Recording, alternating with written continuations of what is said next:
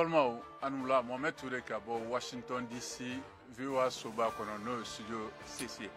Ayiwa nɛgɛ ɲɛ 12 o bɛ yan nɔ Washington DC an ka bi jamukan kumaba a bɛna tali kɛ ayiwa musow ka tɔgɔla don seliba ye diɲɛ fan 14 kɔnɔna na n'a yirala k'a fɔ ko caman bɛ kɛ a ɲɛnamaya nka halisa o hukumu kɔnɔna na dɔw m'a sɔrɔ ka nin seli ni ayiwa ɲɛnamaya fɔlɔ. N'an bɔra la an bɛna taa ayiwa an bɛ taa Burkina Faso Koro mara la kɛrɛnkɛrɛnna Kayi Nara ani ka segin ka na yɔrɔ caman na an bɛ kuma musow ka lahalalaw ka bidonw na min y'u ka selidon ye ka ɲɛsin nin don kɛrɛnkɛrɛnnin ma n'o bɛ wele ko Journée internationale de la femme Mali kɔnɔ a n'a kɛrɛfɛ jamana a n'a diɲɛ seleke 4 fan bɛɛ la ka sɔrɔ ka fara ayiwa an ka farikolo ɲɛnajɛ kunnafoniw kan. Olu de bɛna kɛ bi an ka kunnafoni kumabaw ye k'a lasaw ma.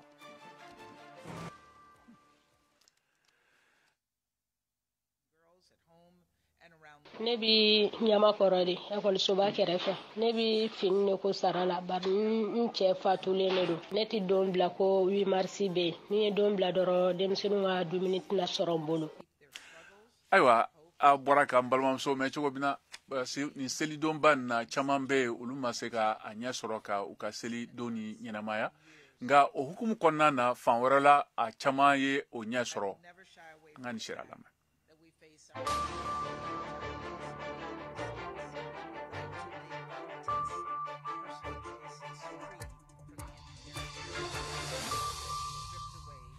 Ayiwa n y'a fɔ an ɲɛna cogo min na bi ye musow ka tɔgɔladon ye diɲɛ fan bɛɛ la mɔgɔw bɛ ka u ka ɲɔgɔnyew kɛ ka taa lajɛrew la ani k'u sen don seko ni dɔnko ɲɛnajɛw la walasa ka diɲɛ muso ka tɔgɔladon seli o kɛ. VOA Bambara fasiribaga Modibo Danbele ale bɛ musow ka don kɛrɛnkɛrɛn ni o seli ɲɛfɔ an ye an k'a lamɛn.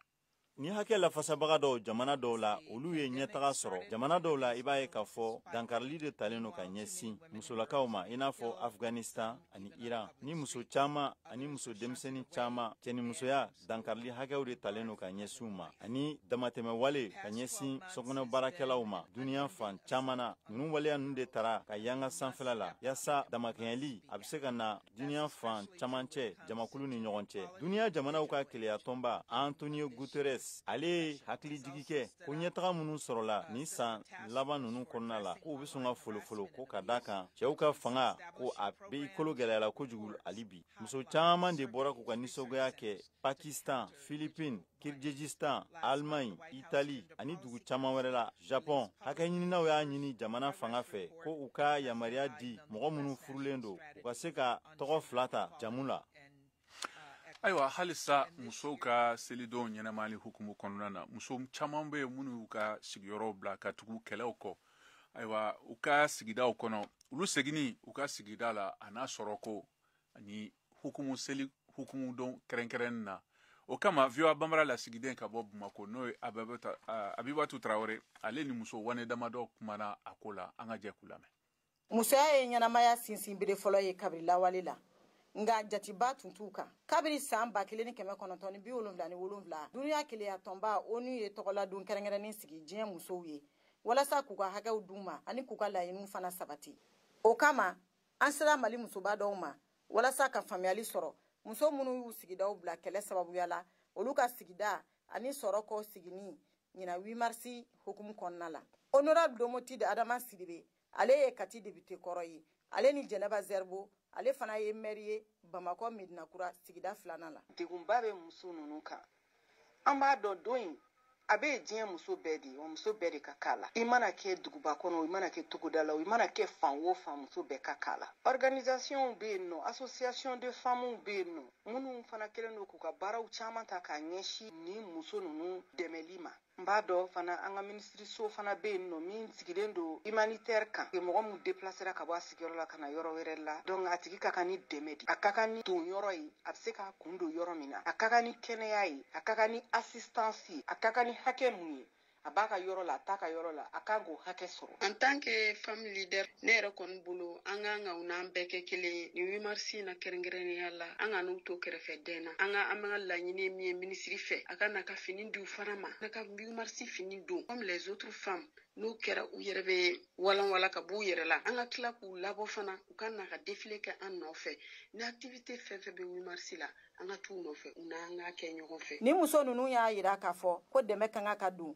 muso minnu bɛ degun kɔnɔ kɛlɛ sababuya la waati bɛɛ. Madame Kulibali Korotum Balo ale ye parti yɛlɛma muso kuntigi ye ale ni Mama Sanogo ale ye Tata Voyage tigi ye. An muso an fɛn fɛn bɛ parti politique kɔnɔ an ka fara ɲɔgɔn kan ka kɛ bloc kelen ka wariw fara ɲɔgɔn kan a ma se ala an ka taga ni bɛɛ ye dɔrɔmɛ 200 bɔ parti ka ca cogo min bɛɛ mana 200 bɔ o 200 n'an y'o fara ɲɔgɔn kan an bɛ se ka dɔgɔtɔrɔw ɲini an bɛ se ka furaw san ka tugu lajɛ bana bɛ min na ka furaw t'u bolo n'an y'o kɛ 3 ou bien 4 fois san kɔnɔ ne hakili la o nafa ba bɛ s'u ma ka tila k'a lajɛ tuguni n'an sera ka wari dɔ fara ɲɔgɔn fɛnɛ ka to ka taga ni balo ye balo ka taga n'a ye san kɔnɔ siɲɛ kelen o tɛ mɔgɔ bɔ ka to ka taga kuma bɛɛ o de fɛrɛ ka fisa kosɛbɛ bon an b'a lajɛ seliw ni sukolo selidennin fara seliba kan ka to k'a lajɛ ka an bɛ se ka ŋaniya yira min k'u ye parce que denmisɛnninw de b'u bolo. Muso tɔɲɔni ma nɔgɔn dɛ ka muso to degun na cogo dɔ la k'a to yen ka sɔrɔ i ma dɛmɛ a ma nɔgɔn bon seko de don i b'a sɔrɔ hali minnu fana bɛ dɛmɛ d'u ma kuma la se ɲɛnama t'u ye mais bɛɛ k'i ŋaniya kɛ kelen ye dɔnni bɛ mɔgɔ bolo an ka se ka s'u ma n'u ye fini b'o la wari b'o la dumuni b'o la hali formation kan ka k'u kunna yɛrɛ o yanni le temps que kɛlɛ in bɛ se ka nɔgɔya parce que kɛlɛ in bannen bɛ ala de bolo. Jamana si tɛ diya ka sɔrɔ a musow ma lafiya o kama u ka hakɛ dili u ma o ye wajibi ye kɛrɛnkɛrɛnnenya la muso jɛkulu kan ka kɛ dɛmɛbaga fɔlɔw ye minnu bɛ muso bolilen ninnu an'u ka denbayaw k'olu bɔ kɛrɛfɛdɛn na Abiba Nango Tarawele VOA Bambara Bamakɔ. Ayiwa togodala musow olu lahala bɛ cogo jumɛn ani seli donba na o kama an bɛ taa Koro mara la kɛrɛnkɛrɛnna ayiwa VOA Bambara lasigiden n'o ye Tijani Wedrago ale ni muso caman kumana u ka lahalaw kan gɛlɛya m'u kan an'u ka baara k'a to basigibaliya min bɛ o marabolow kɔnɔna na an k'a lamɛn. 8 mars o kɔni ye diɲɛ musolakaw bɛɛ lajɛlen tɔgɔladon ye o hukumu kɔnɔna na an wulila ka se Mali camancɛ yanfan na musolaka minnu kɔni n'olu y'u ka sigiyɔrɔ bila ka sabu kɛ lakanabaliya ye ne kana sigi dugubaw kɔnɔna na lakana ɲini na hali n'a sɔrɔ gɛlɛyaw kɔni bɛ yen caman bɛ yen minnu bɛ k'u jeniyɔrɔ fin sɔrɔ fan fɛ Yenisa Gindo ale bɔra Berele ka n'i sigi Koro nka an bɛ don min na i n'a fɔ sisan a ka baara bɛnnen don finikala de ma n'o ye taariya ye an k'a lamɛn. Kɛlɛ de ye ne bɔ an ka dugu la ka na Koro yan nɔ ne selen yan nɔ ne ye finikala dege san n yɛrɛ bɛ finiw kala sara la tile kɔnɔ dɛ n bɛ se ka finiden 2 ɲɔgɔn na kala o de b'a to ne bɛ se ka n ka musakaw kɛ n'a ye sisan yɛrɛ mi yɔrɔ min na n bɛ ka 8 mars fini de kala. Lugɛtu Gindo ale bɔra Jungani ka n'i sigi Koro a bɛ san 5 bɔɲɔngo bɔ nka an bɛ don min na i n'a fɔ sisan lakodɔnnen don kosɛbɛ nakɔ feere fan fɛ an k'ale lamɛn. Kabini Jungani ne bɛ nafɛn feere la mais kɛlɛ de ye an bɔ Jungani ka na Koro yan nɔ ne selen Koro yan nɔ fana n bɛ ka continuer ka n ka nafɛnw feere halisa Burukinabew bɛ nana ye Koro dugu kɔnɔ yan nɔ u b'a di ne ma ne b'a feere k'a tɔnɔ d'u ma tuma dɔw la yɛrɛ u bɛna 20,000 ɲɔgɔn nafɛn di ne ma ne b'a feere semaine wɛrɛ n bɛ u ka wari d'u ma. Ni musolaka ninnu caman y'a jira k'a fɔ ko hali ni lakanabaliya gɛlɛya bɛ yen o man ka kɛ sababu ye muso k'a sigi so. Aminata Tesugu ale bɔra Bayi mara la ka n'i sigi Koro nka an bɛ don min na i n'a fɔ sisan a ka baara bɛnnen don fini feere de ma. An tun fɔlɔ la an yɛrɛ tun bɛ to ka taa ta Burukina ka na n'a ye ka na feere sisan an yɛrɛ tɛ taa o gɛlɛya bɛ an kan kɛlɛ nin kɛra sababu ye musow taama ma nɔgɔ an b'a dɔn an tɛ se ka taa an b'a ta yan dugu kɔnɔ yan k'a feere ni n ka denbaya ninnu u ka faniw u b'a sɔrɔ a kɔnɔ ne yɛrɛ n ka dumuni a bɛ bɔ a kɔnɔ ne yɛrɛ ka fɛɛrɛ bɔ a bɛ bɔ a kɔnɔ. An bɛ waati min na i n'a fɔ sisan musolaka caman de degunnen don Mali camancɛ yanfan na ka sabu kɛ nin lakanabaliya in ye Tijani Wedrago VOA Bambara tɔgɔ la ka bɔ Koro. Ayiwa halisa an bɛ to jamana camancɛ yanfan na ka taa kɔrɔ yanfanfɛla la n'a yirala k'a fɔ ko muso caman bɛ yen minnu y'u ka sigiyɔrɔ bila ka da gɛlɛyaw kan binganiw ani kɛlɛw kama o hukumu kɔnɔna na viyo banbara lasigiden ka bɔ Tunbutu n'o Memuna Moro ale ye laɲini tɛngunen kɛ a ko la ka ɲini o musow ka lahalaya bɛ cogo jumɛn bi u ka tɔgɔla don seliba nin kɔnɔ an k'u lamɛn. Ila min kɛra Mali kɔnɔ kabi san 2012 o kɔlɔlɔw bɛ muso caman kɔ Tombouctou dugu kɔnɔ. Jara Kone y'o maa dɔ ye. Yani crise nga daminɛ kun bɛ restaurant de feere. Depuis crise daminɛna an seginna ka taa ma se ka ɲɛ foyi sɔrɔ. Fɛn bɛɛ tiɲɛna an ka baara taabolo ma se ka ɲɛnabɔ tuguni. Obligé ka se ka na débrouiller de. Ne kun bɛ restaurant dɔ la n kun bɛ baara kɛ. Ni sara min sɔrɔ n y'o de fara ɲɔgɔn kan ka se ka yugu bali kelen sɔrɔ min ko yala ko de feere. Dɛmɛ balo n'a ye. Kɛlɛ in kun kɛra sababu ye ka baara di maa dɔw fɛnɛ ma. O maa ninnu fɛnɛ bibi na o bɛ kamana gana. Fatuma Tarawele. Crise kɔnɔna na an kun bɛ baara kɛ projet dɔ la. Projet in tɔgɔ MSF. Donc depuis o projet jɔla an bɛ ka taa baara kɛ comme bénévole. An ma foyi sɔrɔ fɔlɔ. Fɔlɔ la an kun bɛ fɛn sɔrɔ mais sisan an tɛ foyi sɔrɔ. An tɛ ka foyi de sɔrɔ sisan. An bɛ taa dɔrɔn an bɛ na. Mɔgɔ si ma dɛmɛ d'an ma pour le moment quand même. Bon a bɛ se ka kɛ a di dɔ wɛrɛ ma mais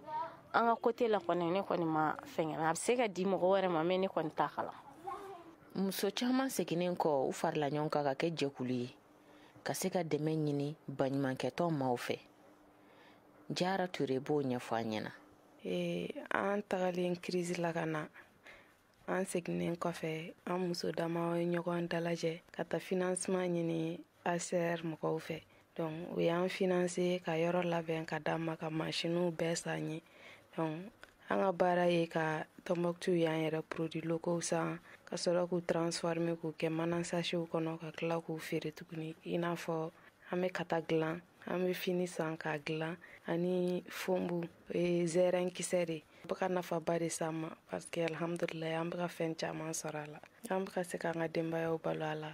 an bɛ ka se k'an cɛw dɛmɛ a la. Baɲumankɛtɔnw y'u seko kɛ Tombouctou mara la musojɛkulu caman ye nka halisa caman bɛ kɔfɛ kabi san 2012 dɔw sigilen don u ma baara sɔrɔ a kɔfɛ. Ni ye Maimuna Moro kan ye ka bɔ Tombouctou VOA Bambara.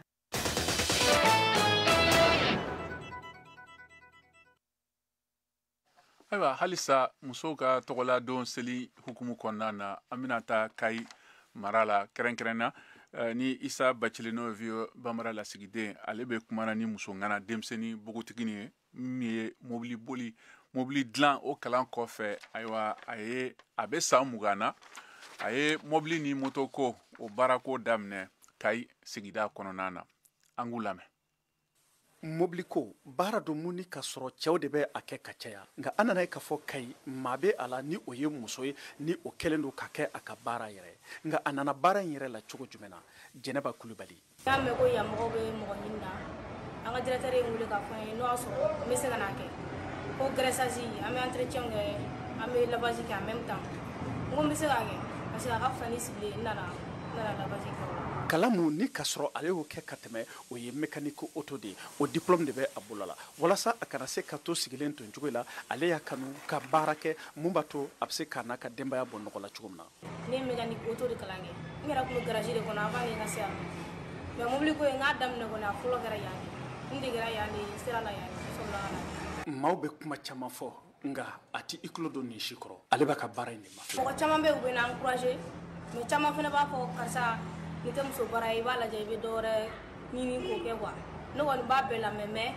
ne b'a dɔn n ka to nin na yan o ka fisa n ka taa n sigi so o tɛ arranger quoi. Nin baara mun ni a bɛ a la a ka somɔgɔw yɛrɛ olu nisɔndiyalen don a kɔrɔla la ka da kan a jɔyɔrɔba bɛ du kɔnɔ Jɛnɛba Kulubali. Non somɔgɔw kɔni olu yɛrɛ content don parce que n bɛ se ka ko kɛ n yɛrɛ ye ka tila ka ko kɛ so fana quoi ka fara o kan. N'i y'a ɲininka ani a baarakɛɲɔgɔn tɔw u cɛla bɛ cogo jumɛn na a bɛ mun fɔ an ko la. Bon ne ni n baaraɲɔgɔn kɔni cɛla kɔni olu yɛrɛ dabali bɛ ban ne la parce que u yɛrɛ b'a fɔ ko ne bɛ baara kɛ cogo min na k'u yɛrɛ dabali bɛ ban i m'a ye fɛn fɛn bɛ na ne de b'u bɛɛ former n'u formera an ka yɔrɔ wɛrɛw bɛ yen u bɛ bila ka taga o yɔrɔ ninnu na donc kuraw fana bɛ na en même temps dɔw bɛ yen n'u ye baara sɔrɔ olu bɛ taga u bɛ na ni kura wɛrɛw fana ye. Olu yɛrɛ caman dabali bannen don a la i n'a fɔ Makan Wedrako cɛsiri ni wulikajɔ mun ni Jɛnɛba bɔ o kɛ la. A y'an bila fɛn caman yira an na fana quoi bon souvent yɛrɛ a ka baara cogo souvent ma yɛrɛ ɲininka o sɔrɔ mɔgɔ dɔ c'est une femme battante. bi Jɛnɛba Kulubali ale kan ka ta misaliyala pogotigiw fɛ kɛrɛnkɛrɛnyana minnu ni olu bɛ sigilen ten cogo la k'u bolo fila da ɲɔgɔn kan ko sigi tɛ maa sɔn Isa Bakari Bacili ka bɔ Kayi VOA Bamanan o tɔgɔ la.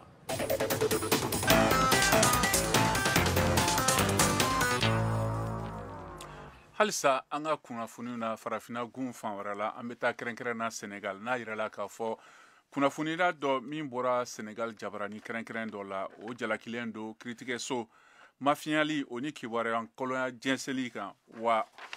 a bilala kaso la tarata wula fɛ Pape Ndiaye ni ale de ko don n'o ye Walfadjiri o ka sɛbɛnnikɛla ye ale tun ye ɲininkali kɛ kiiritigɛlaw ka yɛrɛma hɔrɔnya la kɔsan na janvier kalo o tile 18 na a bilala ka taa a kɛlɛɲɔgɔn Usman Sonko ka kiiritigɛso dɔ la kunnafoni ninnu tun y'a jira kɛrɛnkɛrɛnnenya la ko sariyatigɛlaw ka kiiritigɛlaba fanba ye a latigɛ ka ɲɛsi Monsieur Sonko gɛnni ma k'a sɔrɔ a ka fɔ la procureur général n'o ye sariyatigɛla ye ka hakilina na min y'o fɔ o ka ko la ni kunkanko nin kɔnɔ a ka sɔn ni dafa fanga ka kiiritigɛ kɛlɛ ɲɔgɔn kan o fana na a yira k'a fɔ ko RDC saya jalaki n'o ye peine de mort ye n'a ɲinina arabadon Kisasa cɛ 6 kan sɔrɔsi kiiritigɛso fɛ minnu ye kiiritigɛ Itali jamana lasigiden a ka kɔlɔsilikɛla ani bolifɛntigi dɔ faga san 2021 février kalo la Congo kɔrɔyan fan fɛ a ka ca la saya jalaki n'o ye peine de mort bɛ ɲini ani ka kɛ RDC jamana lakana ko la nga a ma kɛ kabini san 20 la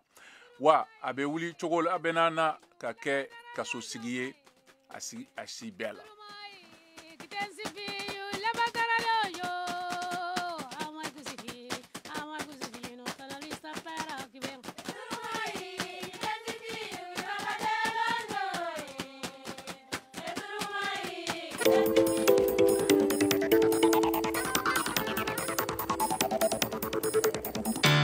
VOA Afrique ni VOA Afrique ye buna adamadenw lafiyara kunnafoniko la. Ayiwa halisa aw bɛ Mali kura de kɛnɛ kan an bɛ sɔrɔ Bamakɔ n'a lamini na fiɲɛ turukala 102 sanfɛ Ɲorodi Sahel an bɛ sɔrɔ radio emergency kan 99.6 kan Bugunika an bɛ sɔrɔ radio Kumase la 92 Moptika an bɛ sɔrɔ radio Orona na 93.2 kan Tumbutuka an bɛ sɔrɔ 93 Gawoka 106.1 ayiwa an bɛ sɔrɔ fana Abidjan 99 Wagadugu an bɛ sɔrɔ 104.2 sanfɛ an bɛ sɔrɔ fana bɔlɔlɔ siraw fɛ n'o ye www.voabambara.com walima an ka fiɲɛ sira fɛ minnu bɛ k'an mafilɛ nin waati kɛrɛnkɛrɛn na VOA Bambara o Facebook page kan ayiwa Malikura kɔni o bɛ sen na halisa sisan an bɛ segin ka na VOA soba kɔnɔ n'o ye studio 6 ye an bɛ taa Burkina Faso n'a yirala k'a fɔ ko bi musow ka tɔgɔladon seli hukumu kɔnɔna na ayiwa olu bɛ ka ɲɛnamaya hali ni lakana o ma basigi fɔlɔ jamana kɔnɔ VOA Bambara lasigiden ka bɔ Bobo Julaso Alidu Wedrago ale b'a ɲɛfɔ an na an k'a lamɛn sabari mɔgɔ mun bolila wɔyɔ ɲɛ o caman siginin bi o yɔrɔ la ka se k'o dara dumuni sɔrɔ o bɛ baara mɛsɛnw kɛ 8 mars la an sera Alimata Wedrago ka sachet tɔmɔ ka bila yɔrɔ la a b'a fɔ an n'u ye ale bɛ débrouiller cogo min n tɛ se ka sigi ka n bolo fila meleke ɲɔgɔn na kama sɔrɔ dumuni foyi tɛ n fɛ so o le ye n bila nin baara nin na ni n taara ko kɛ yɔrɔ ra bi mana sachet ninnu tɔmɔ ko tiɲɛ-tiɲɛna dugu ka gɛlɛ ninnu ma ko foyi tɛ yen sita sanna ale bɛ yaala ka fani ko mɔgɔw fɛ lu kɔnɔ an tun tiɲɛna k'an tun balo kɛ dumuni san yɛlɛmana an to ka jago kɛ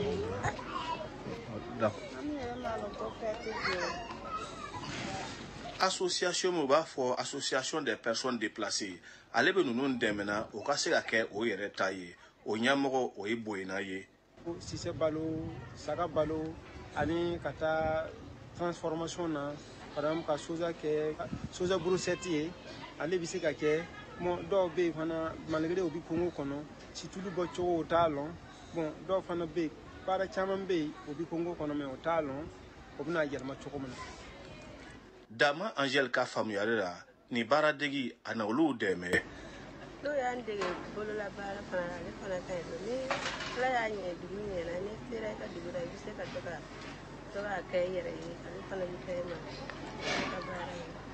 Ni tu ye Ali Du Wedrago kumakan ye VOA Bambara tɔgɔra Bobo Julaso. Ayiwa sisan halisa o seli ɲɛnamayali hukumu kɔnɔna na an b'an sen fa ka se kasela o faya ka sugu o nako musow ka sɔrɔli baara kunba ye ayiwa saladi min bɛ sɛnɛ waati bɛɛ la nka a yirala k'a fɔ ko gɛlɛyaba min bɛ o muso jɛkulu nin kan mun bɛ bali sɛnɛfɛnw ka bɔ hakɛla funteni waati la o ye jiko dɛsɛ ye VOA Bambara lasigiden Bamako Mariam Kuyate ale ni olu dɔ masalala an ka jɛ k'u lamɛn.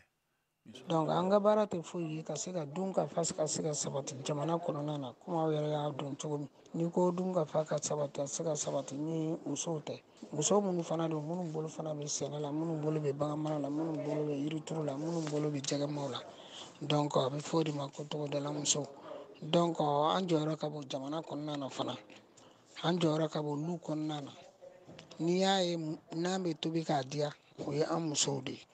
Ayiwa ka kɛɲɛ ni a ka nin wulikajɔ ninnu bɛɛ lajɛlen ye est-ce que a bɛ gɛlɛya sɔrɔ a ka nin baara in hukumu kɔnɔ wa? Gɛlɛyaba min yɛrɛ bɛ musow kan n'o ye sɛnɛkɛla musow o ye kalanbaliya de ye kalanbaliya ye an ka gɛlɛya fɔlɔ ye bi 85 si ma kalan o de ye an ka baara gɛlɛmanba fan yɛrɛ ye donc ni baarakɛminɛn tɛ muso bolo i se ka sɛnɛ kɛ. Baara min na mun ye jamana ka dunkafa ye a bɛ se ka nafa sɔrɔ a la cogo min na? An ka laɲini ka ca parce que n'i ye jateminɛ kɛ bi jɔyɔrɔ min bɛ an na Mali kɔnɔ a jɔyɔrɔ ka bon mais an bilalen bɛ kɔfɛ dɔɔnin ni ko an bilalen bɛ kɔfɛ jamana o jamana ni dun ka fa sabatili n'a ma sabati jamana o jamana na o jamana tɛ se ka taa ɲɛ mɔgɔ mɔgɔ jɔlen bɛ dun ka fa sabatili la an ni dɛmɛ ka ca dɛ muso dɔw bɛ yen u bɛ jigin so u t'a lɔn so jiginni kɔlɔlɔ mun b'a la kɛnɛya fana kan ka sabati togodaw la komi duguba kɔnɔna cogoya demina togodala muso mana taa wuli sɔgɔma a bɛ taa ji ta a bɛ lɔgɔ ɲini a bɛ ɲɔ susu a bɛ tobili kɛ n'i ye ɲɔ susu ta sisan n'i ye machine ta k'a d'u ma sisan a bɛ dɔ b'u ka baara la dɔ filanan ji fana ni ji b'u bolo so u bɛ se ka ji ta nɔgɔya la ka se ka u ka minɛnw fa la yɔrɔ dɔ yɛrɛ bɛ yen nɔ ji yɛrɛ t'u bolo hali ji min ko ɲuman a t'u bolo an ka gɛlɛya ka ca n'an ka gɛlɛya fɔ a tɛ se ka fɔ ka ban. Ayiwa nara musow olu ka jɛkulu tɔnba n'o ye ayiwa coordination des femmes o ni fama olu fana ye ani seli ɲɛnamaya an bɛ taa VOA Bambara lasigiden Modibo Keyita ale b'a lakali an k'a lamɛn.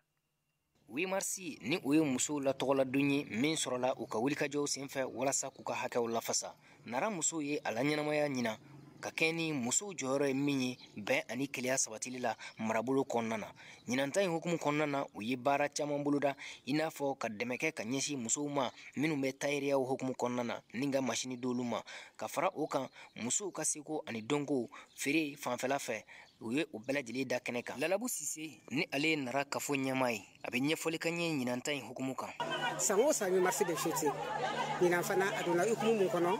a donna bɛn ani kelenya n'i ko ko bɛn musow de ka kan i cɛsiri bɛn kun na donc o de sigira sen kan k'a yira k'a fɔ musow u jɔyɔrɔ ye mun ye bɛn kɔnɔ u jɔyɔrɔ ye mun ye kelenya kɔnɔ u jɔyɔrɔ ye mun ye ka se ka ɲɔgɔn dɛmɛ ka bolo di ɲɔgɔn ma ka se ka baara kɛ ɲɔgɔn bolo yalasa lafiya bɛna an ka jamana in kɔnɔ. Kɛnɛ kan musow ka ɲɛma Madame Jawara Lalabu Sise a ye foli kɛ ka ɲɛsin dɛmɛbaw bɛɛ lajɛlen ma kɛrɛnkɛrɛnyala jamana marabaw. An b'an ka gouverneur fo an b'an ka préfet fo an b'an ka maire bɛɛ fo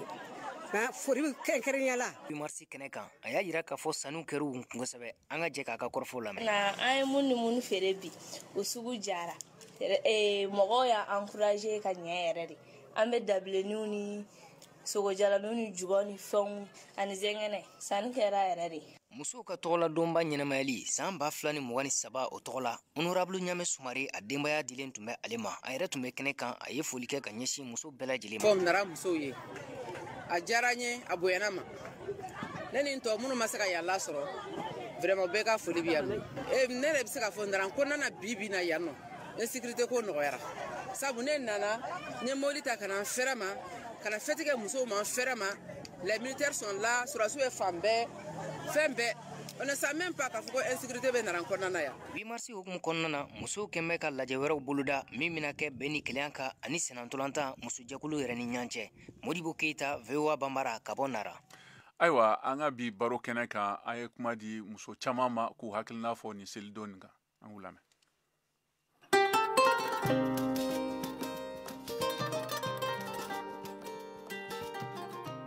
diɲɛ seleke naani musow tɔgɔla don kɛrɛnkɛrɛnnen min bɛ wele ko 8 marsi hakilinaw tali sababuya bɔra musojɛkulu 15 minnu bɔra k'u ka nisɔngoya yira New York Ameriki jamana kɔnɔna la san 1990 nanta bɛ ka ɲɛnamaya bi araba diɲɛ musow ka ciladenkuluw fɛ dunuya keleya tɔnba jabala la Nations Unies kɔnɔ New York Ameriki jamana kɔnɔ nga hakiliw ɲinɛlen don muso camanw de kɔ ka kɛ ni 8 marsi yɛrɛ don ɲɛnamayali ye o kama bi VOA Bambara ka gɛrɛn kɛnɛ kan an wula ka se o musola ka cɛsirilen dɔw ma Mali jamana kɔnɔna la o maa fɔlɔ ye Aminata Tulema ne ka baara ye charbon feere de n sigilen don Musabugu ne kɔni min bɛ ne fɛ ka fɔ musow ɲɛna muso ka bɛɛ ka cɛsiri n'i y'a mɛn diɲɛ fɛn o fɛn muso de b'a daminɛ parce que an de ni denmisɛnninw bɛ to du kɔnɔ a ka kan an k'an cɛsiri pour que an ka laɲiniw bɛ se ka sabati ale yɛrɛ a ka di ne ye n ka baara don parce que ne fa ka baara kun don wa depuis an denmisɛnnin ma donc a ka di ne ye. Aminata Pujugu ye muso cɛsabagatɔ ye min bɛ k'a ka denmisɛnnin 3 la balo ni finiko sarala ye k'a bɛ 8 marsi dɔn nka ala m'a garijigɛ k'a ɲɛnamaya i n'a fɔ muso ŋanaw ani muso minnu bɛ bɛrɛbɛrɛli tɔn na a sigiyɔrɔ bɛnnen don Ɲamakɔrɔ Bamakɔ sigida 4nan ma. Ne bi Ɲamakɔrɔ de ekɔlisoba kɛrɛfɛ ne bi fini de ko sara la bari n cɛ fatulen de don denmisɛnnin 3 bɛ n bolo n bi fini ko sara la ka to k'o dayirimɛ ɲini o la parce que ne tɛ don bila ko 8 marsi bɛ yen ni ye don bila dɔrɔn denmisɛnninw ka dumuni tɛna sɔrɔ n bolo o kama n bi fini ko sara la n kɔni tɛ don bila 8 marsi kama parce que se tɛ n ye 8 marsi fini n delila k'a sɔrɔ sen kelen bari n bɛ to ka dɔ ka fini ko dɔnbagaya tɛmɛna ni ɲɔgɔn cɛ o la a ye 8 marsi fini dɔ diyan n taara o kala ka don n yɛrɛ la sisan kɔni n tɛ se k'a sɔrɔ n yɛrɛ ye parce que n bɛ denmisɛnninw balo k'u ka defasiw bɛɛ lajɛlen kɛ donc se tɛ n ye ka u ka defasi kɛ ka tila ka a fini san n'o tɛ a kɔni ka di. Ayiwa an ka bi farikolo ɲɛnajɛ kunnafoni Saka Tarawele bolo ka bɔ Bamako.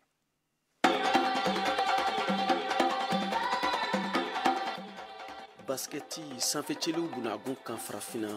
Basketball African League n'a bɛ wele BAL farafina ɲɔgɔndanba don basketi hukumu kɔnɔ atako sabanan ɲɔgɔndanw bɛ tan ɲinan san 2023 in na mai kalo la Uruwana jamana kan